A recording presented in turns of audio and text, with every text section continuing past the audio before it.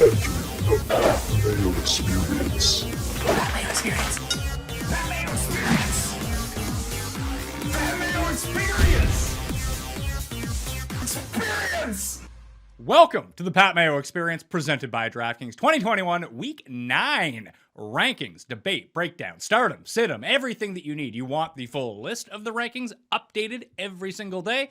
Hit the description. You want to play in the best tournament on DraftKings? That is also easy. The Pat Mayo Experience Listeners and Viewers League. You're viewing this, so you can play in the league. Link is in the description. $15 to play, 3 max entry, no rake, thus making it the best tournament on DraftKings. Remember to smash the like, sub to the channel, and we'll jump right into running backs with Jake Ciely from theathletic.com. There is one question I need to pose to you right now, Jake. Yes. McNichols or Peterson? Because I'm going McNichols.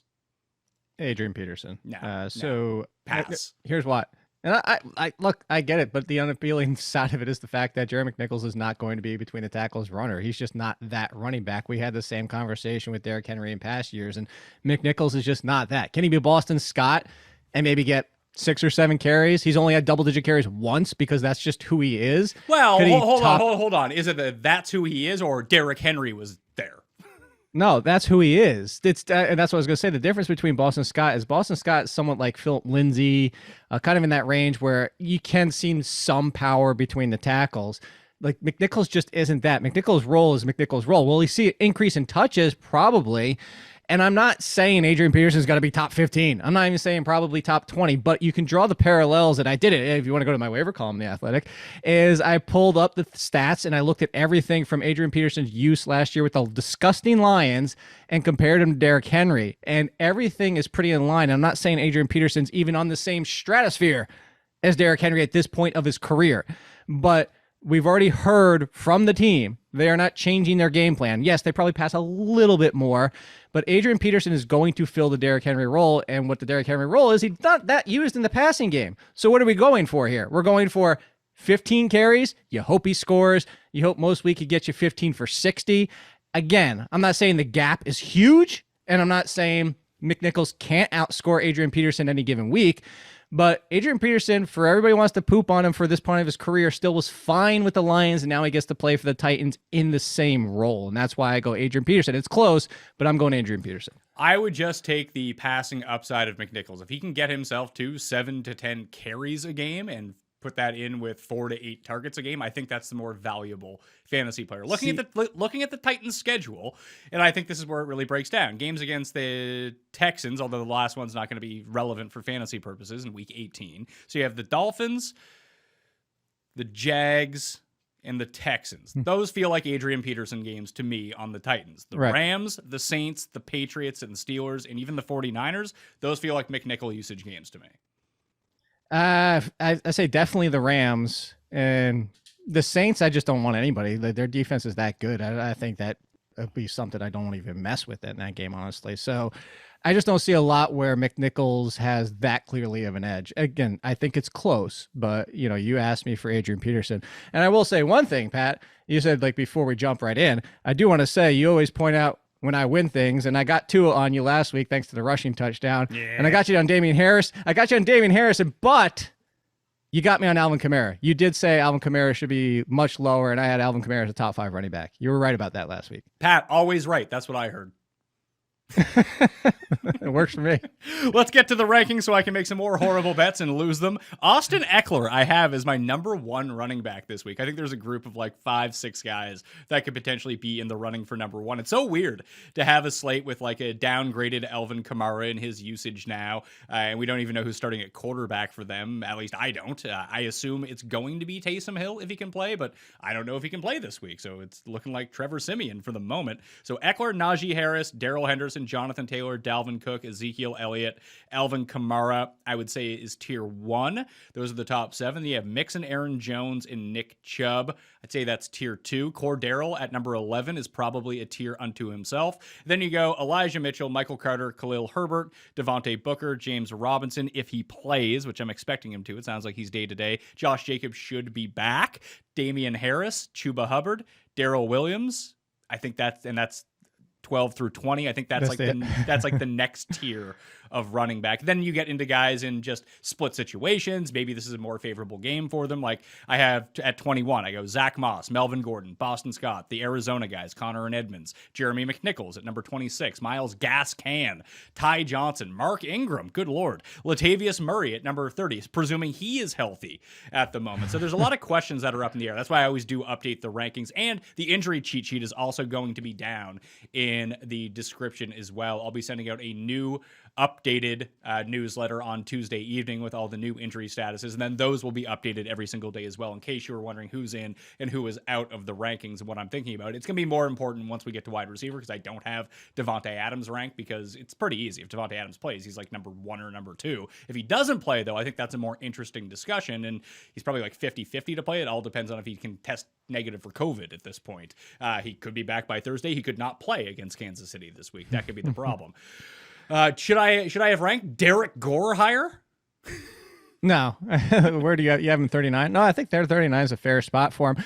I was going to clarify one thing too, is to go back to Adrian Peterson. I agree with your ranking for this week, especially in Adrian Peterson's first game and against this matchup. That's I would definitely go McNichols over Peterson for this week. But I was thinking long term more for your question, just to clarify that.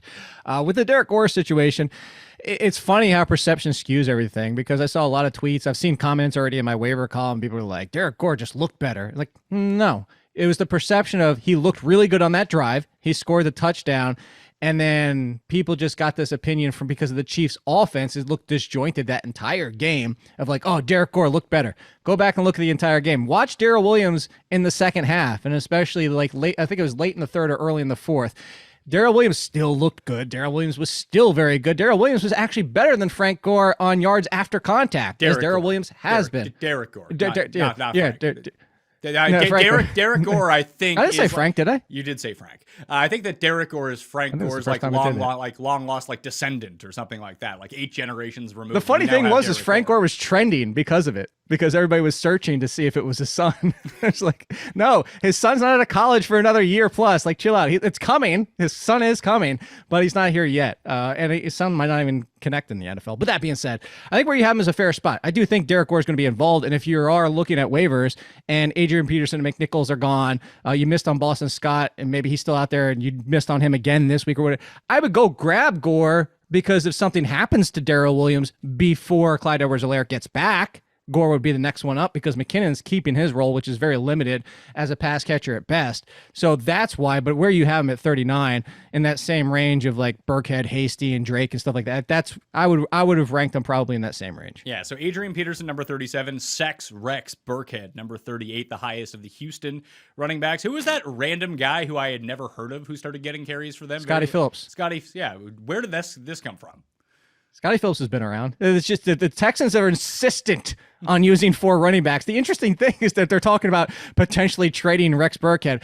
Again, I put that tweet out earlier today and said, yeah, this is like your fantasy team being like, oh, I'm putting this guy in the trade block, and then waivers run in, and it's all the guys that they were trying to trade away. Houston included Burkhead as one of the guys they potentially trade away. The funny thing is like, even if they did, I think they'd find another 4th running back to get involved. The David Johnson 1 week hope to have increased value just straight out the window. I just wouldn't touch anybody in this backfield. I'd be hard pressed. Even where you have Burkhead, nah. I'd go Gore. I'd go Freeman, even if Murray's back. I'd go Ahmed, because there's no Malcolm Brown. I would go Carlos Hyde, even if James Robinson plays. I would have to go so far before I even touched a single Houston running back. I would play Dearness Johnson before I played a single Houston running back. I like Rex. Hopefully he can get involved in the passing game this week. That would be very nice for me. Sure. And listen, he was getting the majority of the work before they got down like 39-0. So I guess because they're trying to trade him. Yeah, listen, they're the fantasy manager that does this. They set their lineup on Wednesday and put the guy they're trying to trade in their lineup. Like, everybody's going to look at their lineup and be like, oh, well, he's actually going to start him, and then drops him. No, that's all they're trying to do. I tried that with Allen Robinson for like the course of the entire year. And we're recording this before the trade deadline. If Allen Robinson doesn't get traded, I think he's instantly droppable. Oh, he's been droppable. I agreed with you last week and said the only reason I would hold him is because you brought up the fact that he might get traded. Otherwise, like 10-teamers, I wasn't even holding out hope for that. Yeah. In 10-team leagues, there was no reason to hold on to him. But if he does end up in a favorable situation, then I do have you would end up this open just in case we get a trade. Do you really think there's going to be a trade? There's never a trade. Like the biggest trade I can No, ever remember there's- at the trade deadline, I think it was the Chargers traded for like Chris Chambers. Like that's the only one that really Oh, pops God. to my mind. Wow. that's we were young at that point too. Holy crap. I think there's been something since, but no. I expect trades to happen. If you told me odds on betting, I think probably the biggest name would be Evan Ingram, if that even happens. And that's only Imagine because... a team being like, you know who we need? Evan Ingram. Like I heard it to No, because I heard the rumor they to only Green have to Bay. pay It's a like, sixth rounder. that's too much. It should be No, the Evan. problem- It should be Evan Ingram and a sixth rounder for nothing. No, because he's still on his rookie deal. The problem is as we've seen with Jason Garrett, he loves the Kyle Rudolph, kind of Jason Wittens of the world. But no, I'm saying that to say like that would probably be the biggest name. If Rex Burkhead goes somewhere, we don't care. If N'Keal Harry goes somewhere, we don't care. Like I'm agreeing with you by saying the biggest name is probably going to be like an Evan Ingram at best. If you have trade questions for your fantasy trade deadline, I have you covered, while myself and Chris Meany have you covered. Next Monday, instead of doing waiver wire, we are doing rest of the season rankings. I will release my top 100, I guess, top 150, whatever it may be. And in the comment section of that show, if you do have a question, Meany or I will get back to you on your trade question. So that's going to be our trade deadline deal. I don't feel like doing a live show, Jake. Just don't feel like it. No, I was actually, you didn't respond yet. Or did I miss you on the email? Meany hasn't responded either yet. I was going to do a podcast special for the All In Sports, which I haven't done because it's been on hiatus because I have too much going on. I was going to kind of like retire that show and do a trade deadline special with like 20 people, just 2 to 3 minutes, what your trade target is or somebody you're trying to trade away. That sounds like a lot of editing. It is, but it's worth it to. It's the go away show. I didn't get an email. I'll have to go double check. Oh, I might have sent it to the old. It's every so often I get your old email, the old one. Like my Roto Experts email. not that one, like the one before you changed it to. I know. I'll have to go double check. I'll have to send you, but anyway, no, because it's going to be like a retirement show, and I wanted to say thank you to everybody that actually ever did the All In Sports podcast. So, do we think that Saquon is going to play? No, I don't. They have their so. bye next week. Yeah. They have their bye. It makes no sense. Although there's a lot of teams that don't make any sense. So look how much the Washington keeps rolling out Antonio Gibson. Do we think that James Robinson is going to play? I actually lean no. Okay, so only because okay, let's go with the assumption because I have him at number 16 in the running back rankings this week, which is down from where he would normally be. Not a great matchup against the Bills, and he could be limited and re-aggravate this heel injury if he does play. So let's say he is out. Where does Carlos Hyde rank? 20 Boston Scott range? 21 ahead of Zach Moss because Carlos Hyde is going to get the Devontae Booker workload. He's going to get that 85 to 90% of the snap share because Urban Meyer loves him. He wants Carlos Hyde to happen. And look who's behind him. Dare Ngubawale, and they just brought back Divine Zigbo. So, yeah, this would be Carlos Hyde seeing a massive amount of snaps. I have Michael Hurricane Carter ranked at number 13. Won me a bunch of money last week, by the way. Thank you, Me too. Michael Carter. Me too. Do you know who else won me money? Ty Johnson. Just after watching Magic Mike White come into the game 2 weeks ago, it's like, oh, all he does is throw to his running backs. Just play whatever. I was just praying Tevin Coleman was going to be ruled inactive, which he was. So I don't think he's going to play on Thursday night either. So I think both those guys are viable. Here's the issue now that there's game tape on Magic Mike. And if I can be sitting there on my TV and be like, he only throws 2 types of passes, dump offs to his running backs and over the middle to Jamison Crowder. If there's a team specifically designed in order to take that away, it's this Colts speedy linebacking core. If they just send either Darius Leonard out on Jamison Crowder, which they probably won't, they'll probably use him as a spy for the running backs. They might not be that good this week. No, certainly. But the thing is, I'll keep drawing the comparison as I did after the draft and said Michael Carter is an Austin Eckler mold. Do I think he's on Austin Eckler's tier yet? Absolutely not, even after last week. But that mold and the fact that, yeah, I think where you still have Carter, even everything you just pointed out, is still a warranted rank. My concern is that, yeah, and people know I've been campaigning for Ty Johnson for the past 2 weeks of like, hey, look, I tweeted this out yesterday, Pat. He's RB25 over the last 4 weeks, despite only playing 3 games because the Jets had their bye. So the point is stop ignoring Ty Johnson. But this week does look a little concerning for what you said. Yeah, they accounted for over 40% of the targets combined last week. 40% of the targets going to the backfield. So you bring up a valid point, and it's always risky to trust a Ty Johnson.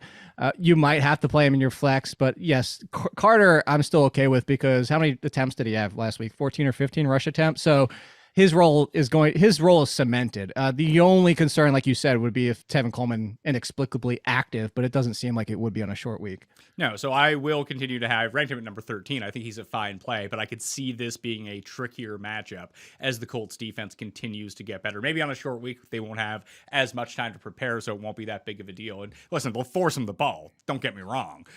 Mike White, he might throw like 3 picks trying to throw running back screens, but they're going to be there for both those guys. I just don't know how much the upside is against. I mean, one of them will go for a pick 6. So play the defense. Yeah, play Colts D. Oh, Daniel Jones was like this. If that defender didn't fall on the ground, that was a pick 6. Oh my God, that was so glorious if you would have had the Chiefs defense last night. Danny Thumbs no longer fumbling the ball. Remember when he caught the pass last week and somehow it was like a one-handed catch? He got rocked and somehow held on to it. Where's this been all of his life? No, the funny thing is I think it was either Peyton or Eli, because I was watching the Manning cast for most of that game while I was working on the waiver column, and I think it was Peyton. I don't remember. One of them mentioned, he said he's never fumbled on designed runs. His fumbles have come on when he's taken off of a broken play, which is a weird, interesting thing. Do we think Damian Williams plays this week? Even if so, the interesting thing was I brought that up to you last week on your show, and I said I don't know that he wasn't necessarily 100% coming off COVID. And what happened in that game, Bat? Damian Williams got the start in the first touch, in the first snap, in the first carry. So if he plays, I'm still a little hesitant on trusting Khalil Herbert, where you have him at 14. If Damian Williams plays, I'm not going to slide him down crazy. I would probably drop Khalil Herbert to the Chuba Hubbard range, right behind, because I trust Damian Harris and Josh Jacobs. So I'm not moving him that far. But that first touch going to Damian does concern me a little bit. They don't need him, but I don't see why they don't play him if he's healthy. I don't get why they don't just say, hey, Khalil Herbert, touch the ball every time. You actually look good when you touch the ball. He just put up some pretty good numbers against Tampa and San Francisco. And this is another tough matchup, and he keeps coming through. I mean, Fields is helping that, obviously, but he does look better than Damian Williams. Absolutely. But we say this a lot. Go back to Urban Meyer. Urban Meyer was legitimately forced to go back to James Robinson. Forced. And then, oh my God, look how good James Robinson is. Like, these coaches are just they just talked about Evan Ingram. We have freaking Jason Garrett making Kyle Rudolph run fades in the end zone at 75 years old. These coaches are coaches, man. Where are the other ones? We think Josh Jacobs plays. Let's say he doesn't play. How high does Drake go up? Well, is Peyton Barber active? I don't know. That's going to be the tricky thing. I think with this new coaching staff and not Gruden it would around, be Drake. I think it would be Drake. I don't know how high. I'd probably put him in that like Melvin Gordon. Yeah, that's exactly the name. Melvin Gordon, Zach Moss. I actually brought up Melvin Gordon as if you lost Derrick Henry as a cheap plug and play guy you can go trade for right now. The Broncos' end of the year schedule is soft. It is. And that's why I think that the Javonte Williams, depending on the perception, you might be able to get him cheap too. But Melvin Gordon has been a cheap trade piece because people want, and rightfully so, want Javonte Williams to happen. But it's not. It's not happening unless Melvin Gordon gets hurt. So they're going to be 50-50 down the stretch. But the good thing about it is Melvin Gordon is more consistent and more used in the passing game, less touchdown reliant. So yes, I am with you. And he's probably, and if I said 100 trades, you'd probably pay less than you would for Javonte Williams in those 100 trades. Yes, that's why I identified Melvin Gordon as the trade target, because I thought you could get him for less. Because people are just attached to Javonte Williams. For good reason. He looks good when he plays some of the time. And we all expected him to eventually take over this role, or at least be 60-40 or 70-30. But Melvin Gordon's just been the better fantasy player. Yeah, 100%. Were you surprised at how much Mark Ingram was used in his first game back with the Saints? No, because they don't have much of a passing game. And I think the Mark Ingram situation just showed, similar to other running backs with like Larry Fitzgerald, breath of life at the end of his career. AJ Green's doing it now with Arizona. You get out of a messy, crappy, hell of a situation, not only to a better team, but a team with all your buddies and best friend. They were having fun. Like that's really, I think Emery was the one, somebody talked about it too, is like, you could just talk about like the spirit, like, I mean, I'm not trying to like pull myself into this at all. I'm just saying like I was down in the dumps. I was like kind of doing the shows like 90%, like just because life happened. Like you can have a better spirit about you and feel better on the field like Mark Ingram did. So Mark Ingram immediately where did you have him? Yeah, 29. I was going to say put him right back into the RB3 conversation because you hope he gets a touchdown. And if anything were to happen to Kamara again, I mean, at Mark Ingram at this point of his career isn't what Mark Ingram used to be. And I know you hate him, but Mark Ingram, if something happened to Kamara, would be a top 15 running back. This would be a nice chance for me and Mark Ingram to make up at the very end of his career. Somehow he could Liddell bets me away to a fantasy championship. I would be okay with that. All would be forgiven over the last decade between myself and Mark Ingram, who once talked shit to me at the Super Bowl. So that was fun. There you go. You could like sit on one of those cliffs at like the end of movies at the sunset and just, arm in arm and make up and be nice. Yeah, I don't know if I could get my entire arm around me. He has very broad shoulders, and I have little T-Rex Maybe arms. His waist then. Yeah. I mean, he's still svelte. He's svelte. He's a big dude. And I'm like I said, I got little T-Rex arms. It's tough for me to navigate in the world. What else do we have at running back that we can talk about? It's pretty straightforward this week. There's the guys that are going to... Okay, how about this in terms of the Saints? If Taysom starts, do I have to downgrade the running backs because Taysom might steal their touchdowns? Slightly. And also because we know Taysom Hill also doesn't throw to the running back, just like Trevor Siemian apparently didn't get the message that Jameis Winston had to figure out the 2 weeks before that, hey, let's throw to that Kamara guy. So Taysom Hill, I actually do think Taysom Hill plays because it's been a concussion, and that's why he's been out, and they said he's a good chance to play, and it's surprising that he hasn't come back from the concussion already. Of course, that's a concern, but if it's Hill, actually, even if it's Simeon, because Simeon doesn't throw to the running back, Simeon's worse than Taysom Hill is. I'd go Mixon, Jones, Chubb. I'd probably stop there. I think Kamara, Cordell Patterson would be a God, we're having that conversation. Like, think about this season. Kamara and Cordell Patterson in the same group. I actually think that is the single biggest thing in season I've been wrong about so far. When the Cordell Patterson stuff came up after, I think it was week 1 or week 2, whatever it was, when it was like, they're using him as a running back. I was like, this is such a flash in the pan. He's only getting like 10 touches a game. He can't continue to score 3 touchdowns, but he's actually evolved into being a great fantasy player. 100%. He's running away with waiver pickup of the year. Elijah Mitchell's on his heels. Some people did draft Cordell Patterson if you paid attention to Ian Hartitz and his love in like the 14th round. Yeah, but hold on. People drafted Cordell Patterson in best ball in like the 24th round. In regular redraft leagues, like 12 and 14 leagues, he was not going. Like maybe 1 out of 100 drafts saw CPAT go. Yeah, so I said that's what I was giving the percent. I wasn't saying like Ian Hartitz has the breadth of reach of Matthew Barry. I was just saying, like, it's like you might have had a smattering of it. That being said, is even the biggest fans of Cordell Patterson didn't expect this. Even the ones telling us to listen. I was with you. I was sitting there saying, remember Kevin Ogletree and how fun those first 2 weeks were for Kevin Ogletree? Just don't overreact to the beginning of the season. Yes, 100% wrong on Cordell Patterson. No question about it. And the fact that we're having this conversation is all that you need to know. Cordell Patterson is an RB1. Time machine, people, would have been wonderful. Wide receiver rankings. Before we came on air, I was telling you that I found it really hard to rank wide receivers. Like, just even looking at my top 10, I was like, after 5, it gets tough. And even one of the names inside the top 5, I don't think people would expect to be there, but just consistency prevails a lot in these situations where you just don't really have to worry about, he might not score the most fantasy points, but he's going to score a lot of fantasy points every single week. He just continues to do it. Number 5 in my rankings, yes, Deontay Bay. Yes, my Deontay Bay for life. So Cooper Kupp, there's no Devontae Adams in these rankings as of right now. We can talk about that situation. He'd be number 2 if he plays, so make it easy on yourself. Cooper Kupp, number 1. Debo, number 2. Tyreek Hill, number 3. Jamar Chase, number 4. Deontay Johnson, number 5. A.J. Brown, bad matchup. CeeDee Lamb, I don't know what's going on at quarterback. Justin Jefferson, not the best matchup, and frankly, not as good outside as he is inside. DeAndre Hopkins, who knows? He's like boom or bust every single week. Michael Pittman at number 10. T.Y. Hilton is out for this game. I actually do like Michael Pittman a lot here. Then I go Keenan Allen, Steph Diggs, who's just like not good, which is weird. Mike Williams, Amari Cooper, Adam Thielen, Hollywood Brown, DJ Moore, Chase Claypool, Brennan Cooks, and it could be a pretty bad matchup for him. And then Jamison Crowder.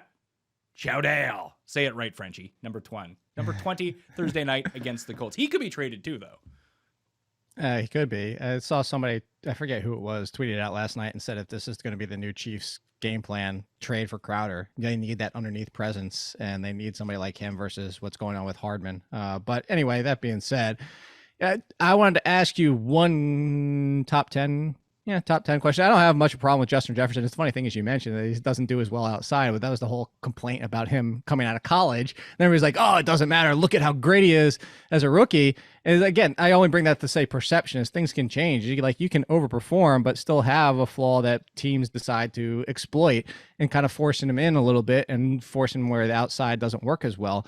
With all that being said, still top 10. If George Kittle surprisingly comes back, Deebo Samuel still number 2 for you?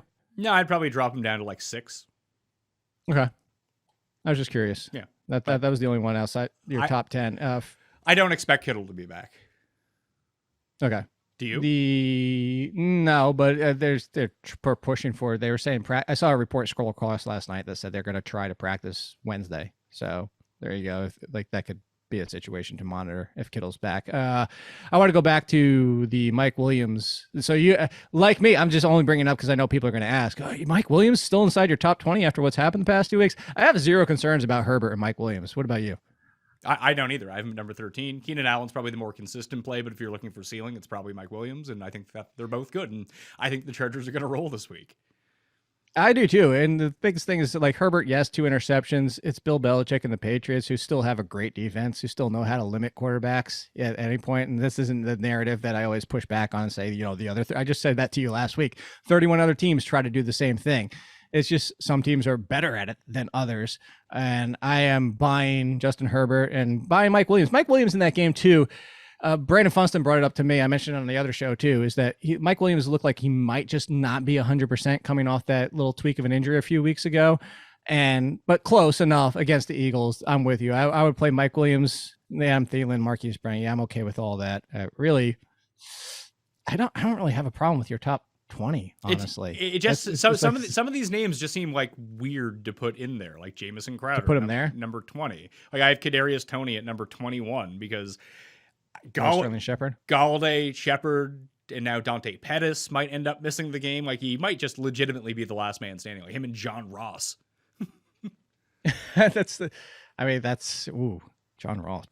Well, don't forget Colin with 2 L's. Oh, yeah, 2L Colin. I do like 2L Colin. He's sort of a pet project of mine, but he doesn't really put up the fantasy numbers all that often. So 21 to 30 is hold on. Tony, yeah, go ahead. Tony Renfro, Cortland Sutton. Renfro is like the discount version of Deontay Johnson. He just posts fantasy points every week. And if he scores a touchdown, he's like a fringe top 10 guy. It's weird.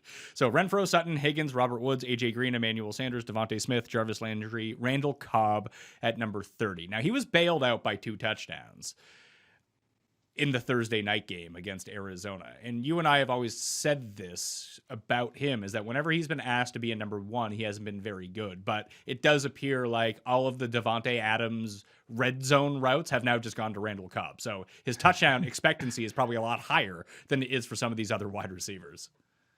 Well, you don't have Marquez Valdez-Scantling in your ranks. I also have him out.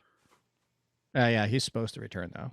So he was supposed to return last week, and then he didn't. Like Devontae Adams, I don't want to say he's probably going to play because if he was probably going to play, he'd be in the rankings. But like we just don't know with this stuff. And Valdez-Scantling, if he was, I guess they gave him the extra 10 days off. But I want to see him at least back practicing in a limited capacity at some point before. Well, that's why you'll update your ranks like you always do. The only one I know you touched on him and you just talked about discount, but Hunter Renfrow I have concerns about because when the coaching change happened, he's being phased into the third option, like Tyler Boyd. And I don't disagree with you. I've been Team Renfrow with you this entire season. I kept calling him their version of Cole Beasley, who you have always liked in past years.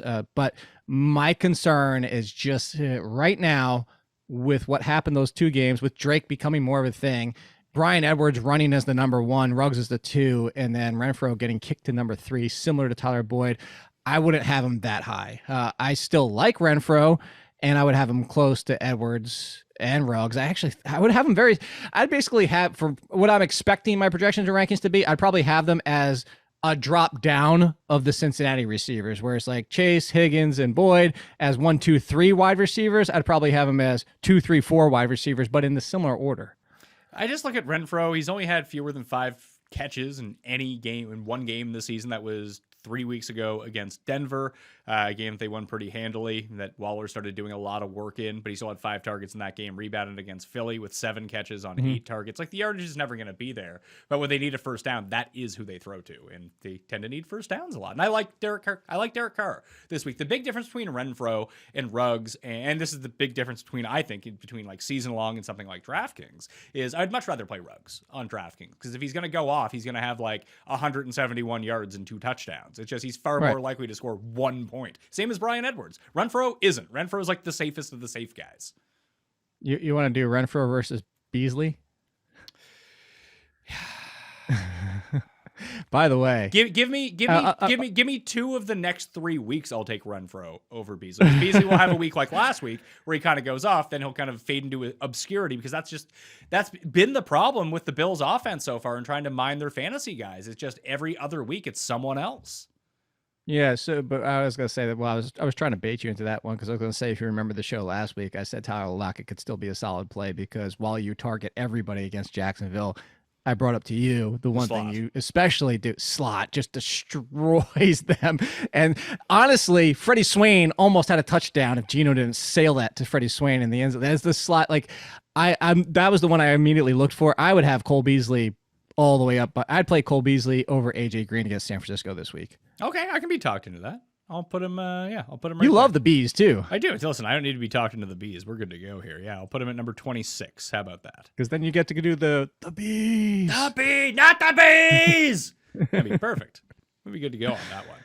Anyone else inside the top 30 you want to talk about? Inside the top 30, where did I pushed Devontae Smith down. I don't disagree that he's got a top 20 potential any given week, but here's speaking of 20, hasn't scored 20 points at all this year and has 4 games of 4.3 or fewer points. I said this in the waiver column in my concern section, Pat. He's Deshaun Jackson, but he's Tampa Bay Buccaneers Deshaun. The bad version of Deshaun Jackson is more bad games, and not just bad games, 4.3 or fewer points in 4 games. Jalen Hurts, I'm not concerned about him because he runs, but Devontae Smith, I would start a safe Landry. I would start Bateman, Waddle, Parker definitively. Parker is just a top 36 wide receiver when healthy.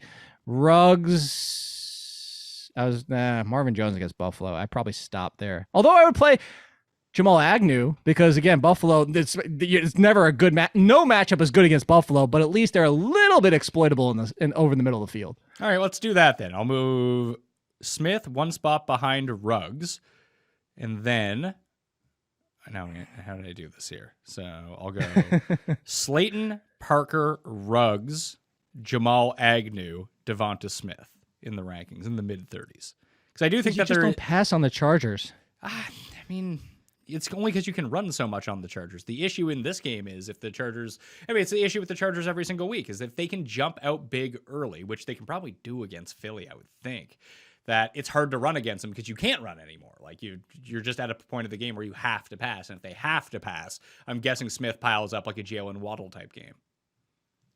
Possibly. I don't know if that's his game though. I feel like you might get more of Goddard, and then Rager gets back into the mix, and Quez Watkins gets into the mix too. Just the thing is, again, Devontae Smith, the upside we know it's 4 for 120 a touch. It's very similar to Henry Ruggs. It's just the volume hasn't been there, and the floor is so low in this entire range. Yes, does he have a ceiling higher than most anybody we're talking about right now? Absolutely, but the floor is also definitively lower than most everybody in this range, including people you still have him in front of him. I'm not saying push him down further, but his floor is lower than Judy. His floor is lower than honestly probably Van Jefferson at this point. Yeah, and even Darnell Mooney Tunes. Like he's not good, but at least he's posting numbers every single week. He's the only one that Justin Fields connects with. Yeah, they got a connection. He's number 41 in the rankings. Aguilar has started to come around a bit. He's been, what surprisingly is he's been the quote most consistent Patriots wide receiver. Or Bourne. Well, Bourne's popped, but Aguilar's been pretty consistent for his games. Actually, even more consistent and actually scores touchdowns, unlike Jacoby Myers. So that 41 to 50 is Mooney, Aguilar, Myers, Kirk, Boyd, Tim Patrick, Traquan Smith, Nico Collins, Odell, Mecole Hardman at 50. And then, would you risk a Zach Pascal on Thursday night with T.Y. out? Depends on my options, obviously, but over the names you have behind them, yeah. Zach Pascal over Odell Beckham, yeah. Odell Beckham, he finally got his one target at the end of the game. That was See ya. nice. That was cute. Well, you have a couple fill-in guys here. So like Pascal sees a boost in his role without Hilton and obviously Paris Campbell around. And then you have, let's see, Elijah Moore seemingly ran more routes. I mean, Mims ran the most routes of anyone with Corey Davis out, but Elijah Moore was just actually Mims and Keelan Cole ran twice as many as Moore. Moore's role isn't changing unless Crowder goes down. But Mike White actually targeted him in that game, which was nice to see. If you're an Elijah Moore truther, more so than Zoomer Zach. Yeah, but you brought up the point about the speediness of the Colts team is that they can cover underneath better than they can cover deep. Well, they can't cover all the 4 guys that run underneath. They're going to have to pick their poison. Sure. So go Crowder, which is what you have Crowder pretty high. That's why I have Crowder as the highest. He's the best route runner of that bunch. But like Tajay Sharp, I have at number 54. It's a terrible matchup, but going to look at the routes run for the Atlanta Falcons on the weekend. Sharp he stepped in for Ridley. Yeah, Sharp and Gage ran the most routes. They both tied with 21, which is not great. Zacchaeus only ran 12. And then Mike Davis and Cordero Patterson ran 16 and 15 independently of each other. So you don't really want a part of that offense, but I think out of all the Atlanta receivers, I would go with Tajay Sharp first. I have Nick Westbrook-Ikina at number 55 because I do not expect Julio Jones to play. Once again, John Ross at number 56, assuming that all of these Giants guys are out. I mean, he's good for he's going to get 2 deep shots a game. It's whether or not he can pull one in. But Pat, what if Julio plays and Kenny Golladay plays and well, friends, you can check the updated rankings once those guys are in. Plus, I do a recap show of all the injuries and how they adjust the rankings every Saturday afternoon. I even wait till Saturday to do it to make sure we know the most about the injuries. I used to do it on Friday night. And you know what I said? I said, you know what? We don't know all of the injuries. And I have things to do on Friday night, so I'll do it on Saturday afternoon. Gets me an hour away from the kids. It's great. The kids out there with baseball practice. I saw that little. Oh, you saw the Wolfman? He was making some good contact, so I decided to film him. Then he instantly just hit the tee, and then it fell down the slide. It was great. By the way, speaking of like cursing things, and because you cursed him by watching that, Lauren is pushing Cuss for curse value because she keeps killing running backs when she says that she loves them. And she went to Nashville last week and she got Derrick Henry killed. She's pushing the Cuss curse. All right, do we have to get Lauren and Cuss on a show together? I don't know if Cuss could handle Lauren. I'm not going to lie to you. Honestly, that show together might be the most, you should try it, just even for 30 minutes. That might be the most entertaining 30 minutes you've ever had. I got to start working in some of the other people from fantasy football picks and bets on the Mayo Media Network, which you should watch. Lauren has her waivers out. Pete Overzet has the early look at DraftKings this week. Laquan and Scott Simpson have your start sits on Tuesday evening. There's a ton of great content on Mayo Media Network. Not from me, from others out there. Oh, and if you do want to play some over-under props, go to prizepicks.com, code MMN. That will get you a $100 deposit match at prizepicks.com. It gets you eligible for the Mayo Media Network props pool, too, where you're not going to catch up and win right now, but if you do want to start entering, if you make a $7.11 entry, so it's $7.11 every single week, if you go 5 for 5 on your Thursday/Sunday over-unders on players, it could be carries, it could be pass attempts, it could be rushing yards, receptions, whatever it might be, your 5 favorite ones on the board, you actually get a $50 bonus on top of your winnings on that $7.11 entry if you get them all right. So if you have a small bankroll or sports betting's not legal in your state, that's what you need to go do. prizepicks.com, code MMN when you sign up and get in that 7-Eleven contest. So there's always details in the newsletter and in the description about all of this stuff if you want to check it out some more. We good for running backs, you think? Or wide receivers? We're on wide receivers. Yeah, we good for wide receivers?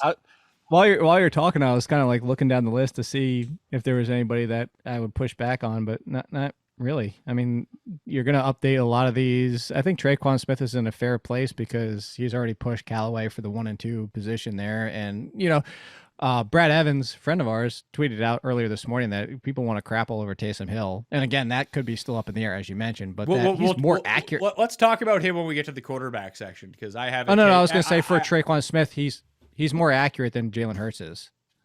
Yeah, he doesn't run yardage-wise as much as Jalen Hurts does, though. That too, but more so like just the passes being on target. Yeah, like he throws a pretty decent deep ball. I mean, that's primarily what he's used for. But let's talk tight ends. right now. Let's do it. Even though he's washed up, according to the internet, Travis Kelce is still number 1 in the tight end rankings. Darren Waller, Mark Andrews back off by. They're 2 and 3. There is a chance that Waller doesn't play. I do think that he will play, hence why he's in the rankings. But if not, would Foster Moreau be number 13? 6? Oh, I was going to say 6. Well, because I'm going to push down 2 guys. So all right. Well, let me go through the top 15 for the people out there. Kelce, Waller, Andrews, Pitts, Gesicki, Goddard, Firemouth, my guy, Pat Freiermuth. Number 7, Dalton Schultz, Tyler Eleanor Higbee, Noah Fant, CJ Secret of the Uzma, Tarzan, Dan Arnold, Hunter Henry, Zach Ertz, Tyler Conklin. That's the top 15. Number 16, shout out to my guy Mo Alleycox, who could have a really nice game against the Jets, but he has to score a touchdown or he's pretty useless. Yeah, he gets sniped by Jack Doyle last week. Who are the guys you pushing back against? Oh, so I initially looked for Dan Arnold, even against Buffalo. I'm a huge Dan Arnold fan, but so I'm with you. I second thought, I would pull Dan Arnold with Foster Moreau all the way up to Pat Air Fryer. What do you call him? Firemouth. Firemouth. So I would put Dan Arnold in the same conversation. I honestly would go, for me, let's say it would be Moreau, Arnold, Freiermuth, and then Noah Fant needs to be behind, at least behind Dan Arnold. And Noah Fant, it's funny that people are like, what do I do with him in the waiver column? And this one I am going to victory lap. Like, look, I put him in the concern section. I warned you for weeks. I said Noah Fant is an issue in consistency before Jerry Jeudy even comes back, let alone Ogubuwanahanawan. So stop thinking Noah Fant's going to be top 5. I said it forever. I don't know if you pronounced that correctly or if you just went, huh. No, I didn't pronounce it correctly. I did it similar to the Michael Humanamana Hui that used to be. Remember him? I do. And then there was another Chris Mufatu Malafala, the one I actually learned how to say. You actually learned how to say that one? Yeah. That was a good one. I mean, we spent all that time learning Ogunbowale. We got that one down at least. Noah Fant's still 7th in fantasy points. He has more fantasy points than Darren Waller does this year. But he's the non-PED Will Fuller, as in he's the not good Will Fuller, where you get 20 points, 3, 4, 5, 18, 2, 0, 5, 75 points. Like, it's just, that's who he is. All right. So I don't love Dan Arnold as much as you do, obviously. But I will bump him to a spot above Noah Fant. At least above Higbee. No, I'm going to Higbee's been remarkably inconsistent. He has been, but I would still rather take a guy in just a much better offense, knowing that he could go off during that week. Now, if let's say Denver's offense was running at a much higher clip than scoring like 16 points a game, then I would continue to have Fant even higher, just based off the opportunity of points scored in that offense. If he's going to be one of the 3 or 4 top options in an offense that could put up like 50 points in a game, I'd just rather play that guy against in lieu of Jacksonville. The biggest problem with Jacksonville is that Buffalo demolishes these bad teams, like especially on defense. Like Buffalo by PFF has the number 1 defense this year. I don't disagree with that. It really comes down to is Dan Arnold since the second game with them. So the first game there, he already cemented himself in the second game. Since that second game, so 3 games after the trade, the first one, he is number 2 on this team. He's actually 3rd in routes and number 2 in team target percentage. Actually, number 1 is not even Marvin Jones. Number 1 is Jamal Agnew. Wait till the Irish assassin comes back, James O'Shaughnessy. See if Dan Arnold still has his job. Because O'Shaughnessy, not afraid just to eat away at every other tight end in Jacksonville over the course of like the past 5 years. Fair enough. But we agreed that Dallas Goedert's still in front of Foster Moreau, at least. Yes, it would go Kelce. I guess Waller wouldn't be there. So Kelce, Andrews, Pitts, Gesicki, Goddard, Foster Moreau at number 6 is where I would have him. Did you see Chris Berman tried to give Firemouth a whole new name too? Oh, what was it? French Firemouth. I mean, he's done better. He's done better. I take Air Firemouth. I would still take Firemouth before I took French Firemouth. French Firemouth is just name. No, It's not even French. Firemouth is great. That guy, he's just legally changed his name to Pat Firemouth. That is it would strike fear into the hearts. I don't of know opponents. why every time you say Firemouth, I just think of the flame from The Simpsons. But it's not a Firemouth. But when he had the flamethrower. No, Scorpio? Yeah. Yeah. I don't know why I think of that every single time you said Firemouth. I just think of Ghost Rider. Okay. Fair enough. Maybe we can just start calling him Ghost Rider. We'll be good to go. Can we? Maybe. We'll see. Well, that's pending. Nickname pending for Pat Firemouth as Ghost Rider. We'll see if he continues to be pretty good. Quarterback rankings for week 9. Josh Allen at number 1. It's a Josh Allen versus Josh Allen game. That's always fun to have. Mahomes, Lamar, Hurts, Matt Stafford, Herbert, Kyler, Cousins, Rodgers, Wentz is the top 10. I got Derek Carr and Dak at 11 and 12. Then I got Burrow, Tua, Jimmy G, Ryan Tannehill, Daniel Jones, Teddy Bridgewater, Mike White, and Matt Ryan at number 20. Then you got Fields against Pittsburgh doesn't seem great. I'm not going to lie to you. I really want to rank Justin Fields higher, but that's not a great matchup. Mac Jones, Lawrence, Ban, Simeon. Let's talk about Simeon and Darnold, because I have Simeon and Darnold at 25 and 26. Both guys may not play. Darnold's still in concussion protocol. He can probably clear it. If not, it's PJ Walker. And then with Simeon, it could be Taysom Hill. Taysom Hill for me against Atlanta, I'd probably play him over Wentz. He'd probably be my QB 10. That's exactly where I was going to put him. That's okay, good. I like that we're on the same page with this. Listen, if we're going to treat Jalen Hurts as an upper echelon quarterback, which he is, he wasn't last week when they scored 41 points, which is just mind-boggling. But you don't expect the Eagles to win by 41 points every single week, especially in this game against the Chargers at home where they're underdogs. That's a running Jalen Hurts game. In this game with Taysom Hill, Taysom Hill's basically the same guy, except for the yardage totals. He's probably more likely to score a rushing touchdown. He is more unlikely to throw for as many yards as upside or rush for as many yards as upside. That's why he's down a tier from Jalen Hurts. Right. And what I was referencing with Brad Evans' tweet is that he's more accurate too. So while the yards might not be there, you might still get a better floor. And the point being is he's still behind Hurts. But the reason Brad was mentioning that is because we still love Jalen Hurts as a top 10 minimum, most likely top 5 quarterback. So if you discount Jalen Hurts, who's a little bit more accurate, but everything you just said is that maybe not the rushing touchdown for Hurts, but you get the rushing touchdown for Hill to offset the passing yards and passing touchdowns. He should be a QB1 at minimum. So, yeah, when you said how high would we go up, I'd slam him right in there at 10. Although I do have one question. Do you have Dak at 12 because you're concerned that he's not 100%? Yes. Okay. Yeah. If you knew, if he's practicing Wednesday, Thursday, Friday, I'm assuming you'd have him higher. No, actually, because I do think I do think that he's going to play. So, obviously he's in the rankings. The one drawback, I think that they're going to listen, it's Dallas. I think if he's injured at all, I think they'd be smart to keep him out a little bit longer, especially after winning a game that they basically thought they were going to lose on Sunday, but they won it anyways. That kind of buys you another week. And obviously they're in the running for the 1 seed. So they want to keep the pedal to the metal on this one, but I don't think you're going to see Dak run at all. Not that that's a huge part of his game, but his rushing touchdown equity is a lot higher than a lot of other running backs. And I think you can almost take that off the table with an injured calf. They're just not going to push him in that way. Maybe he pushes himself, sees daylight and runs, and I'm completely wrong. I wouldn't expect that to be any sort of design in this game. And I think against Denver, a good defense is where I'll put them. They're not great. They're not bad. They're a little bit better than average. That I think he's going to try to protect himself a lot. I don't see this being a 400-yard passing game for Dak. I see them running a ton with Elliott. I see them running a ton with Tony Pollard because you can do that on Denver. That's not going to be a problem. If they score 22 points in this game, they're going to win. So why push it is sort of where I'm at with Dak. Now, I still have him at 12 because obviously all the weapons, all the passing upside that come along with it. I do think there is downside to him this week, though. Okay. I see all that. Just for me personally, I'd probably play him over Kirk Cousins against Baltimore. Denver. Baltimore sneaky has the worst pass defense in football.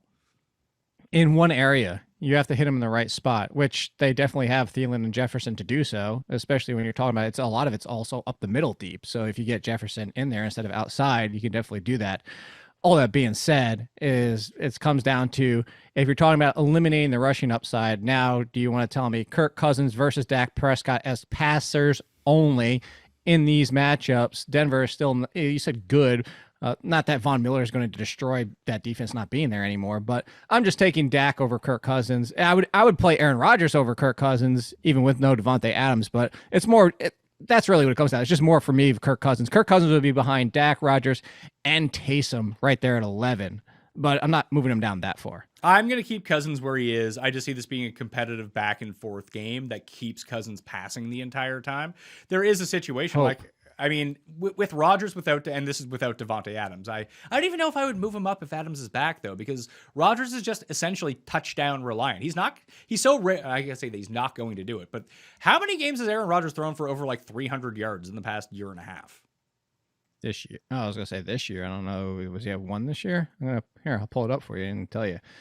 One this year. Yeah. So it was 344 against Cincinnati. This next highest is 274.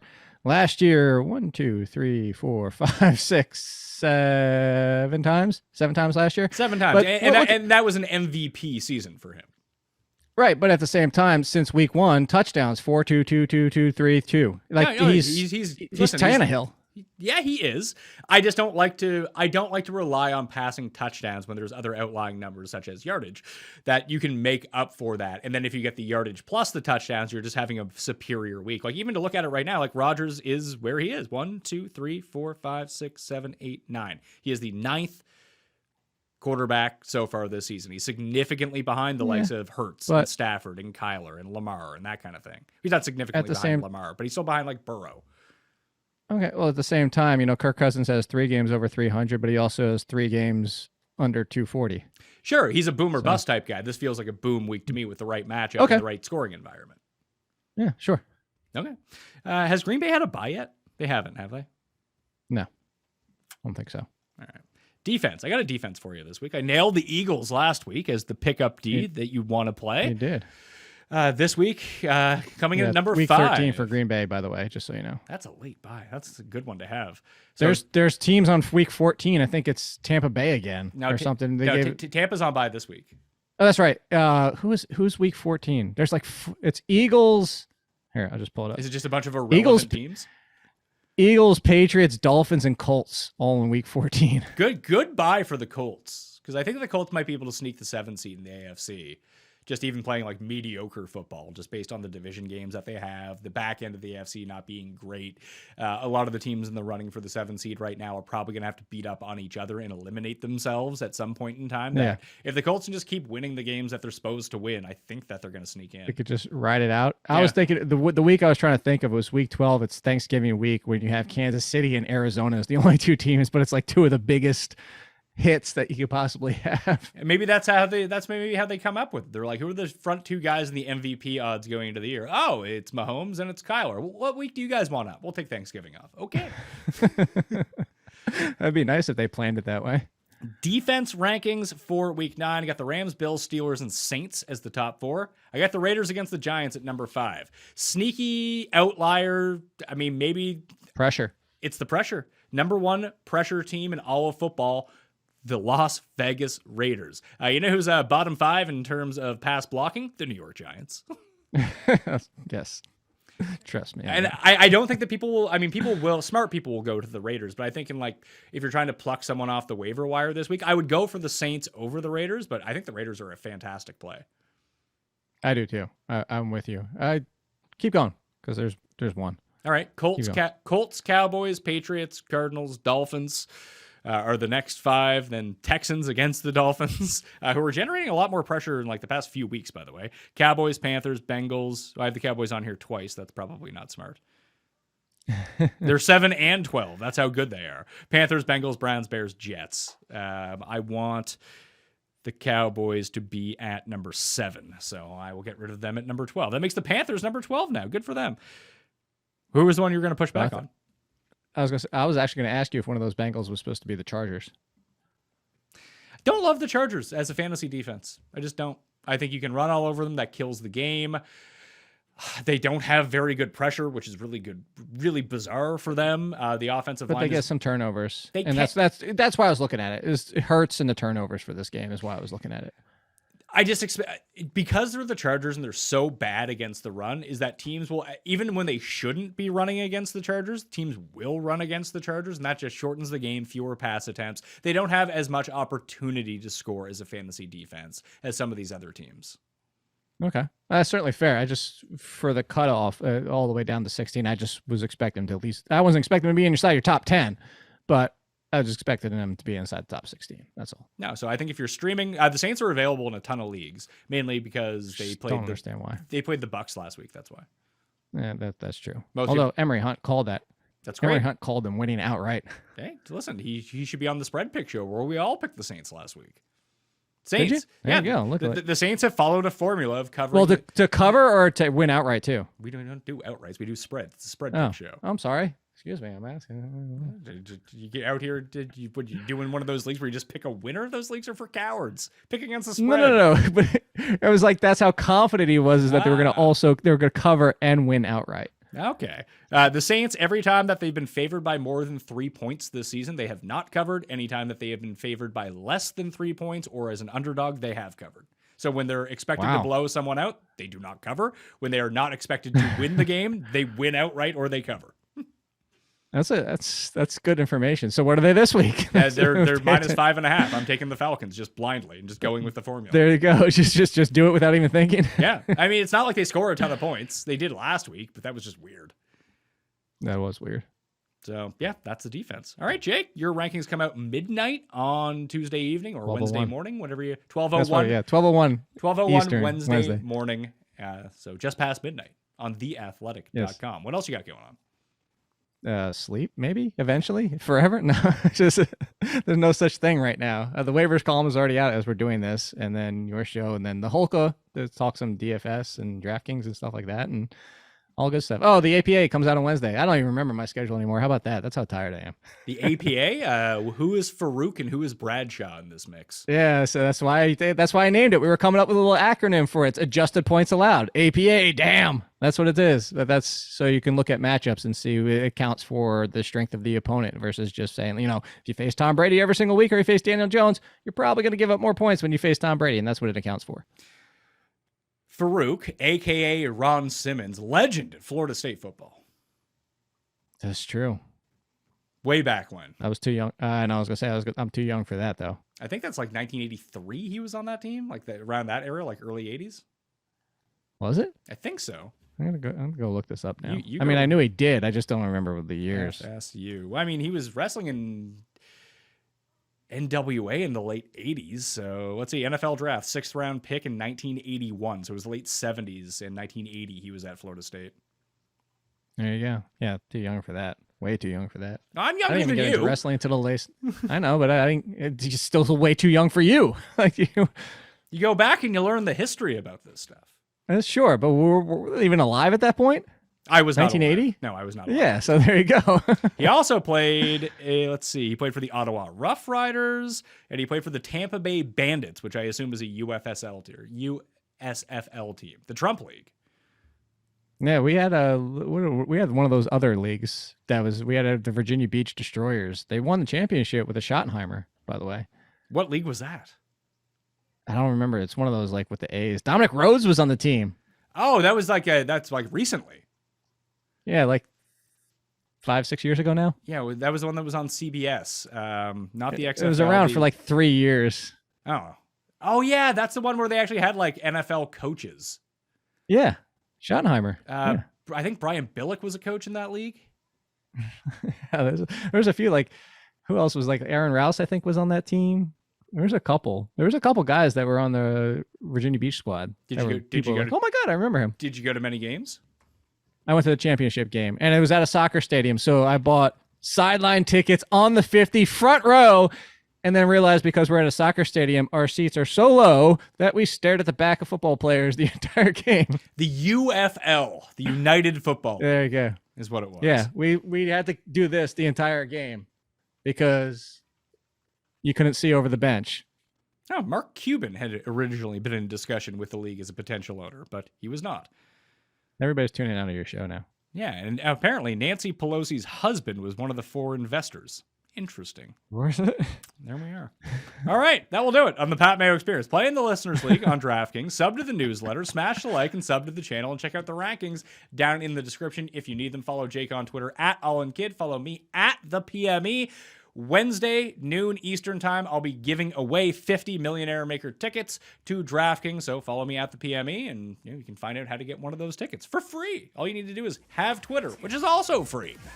Makes it pretty easy. I'll see you next time. Mayo experience. Experience.